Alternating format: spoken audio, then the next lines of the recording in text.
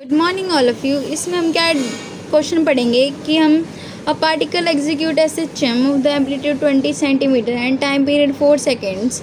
What is the minimum time required for the particles to move between 2 points 10 centimeter on either side of the mean position? तो इस पूरे पहले तो हमें question को हमें सॉल्व करना है। तो इसमें बता रखा है कि एक पार्टिकल है जो कि एस एच एम कर रहा है। तो एस एच एम कर रहा है तो एस एच एम की इक्वेशन याद करेंगे हम। हमें ये मिल गई, हम मतलब हमें याद ही होगी उस टाइम। तो और एम्पलीट्यूड हमारा 20 है, टाइम पीरियड हमारा 4 है। अब आप देख रहे हो कि इसमें टाइम पीरियड पूछ दिया, तो इसमें किस टाइम की बात कर रहा है? तो ये उस टाइम की बात कर रहा है कि 10 सेंटीमीटर पे है। इसके दोनों साइड में आप जाओगे, एक इस साइड जाओगे और इस साइड जाओगे तो टोटल टाइम कितना लगेगा वो टाइम पूछ रहा है। ठीक है, मिनिमम टाइम पूछ रहा है, ना कि टाइम पीरियड पूछ रहा है। टाइम पीरियड तो बता दिया है। तो हम वो टाइम किससे निकाल लेंगे? एस एच एम की इक्वेशन से निकाल लेंगे। दोनों एस एच एम और ये दोनों कनेक्ट हो गए हमारे। तो हम इसे सॉल्व करेंगे तो हमारा टी आ जाएगा। और टी हमें दोनों कहाँ पे पुट कर देनी है? दोनों साइड पे, कि इस साइड भी जाएगा इस साइड भी जाएगा, तो उस उधर पुट करनी है। तो एम्पलीट्यूड दे रखा है, टाइम पीरियड दे रखा है और डिस्टेंस दे रखी है हमें। और ओमेगा की का फॉर्मूला था 2π/t।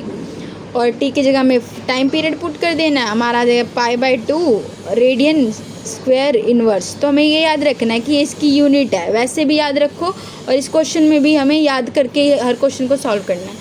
तो displacement of the particles is S H M time t when the particle starts from mean position. तो ये डिस्प्लेसमेंट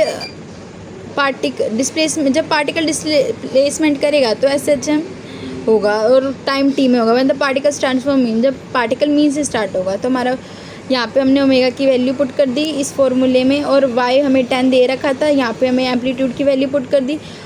और यहाँ टाइम पीरियड की जगह यहाँ पे हमने 4 लिख दिया। सॉल्व करने के बाद हमारा साइन की वैल्यू π/6 और 1/2। जब हमने इसे ऊपर लेके गए तो आंसर हमारा 1/3 आ गया। t = 1/3 सॉल्व करने के बाद। तो हम देखेंगे कि time taken by particle to move between extreme position 10 centimetre इधर साइड। मतलब दो एस एच एम कर रहा है तो दो साइड हमें बताएगा कि एक इस साइड मीन पोजीशन है, एक इस साइड मीन पोजीशन है।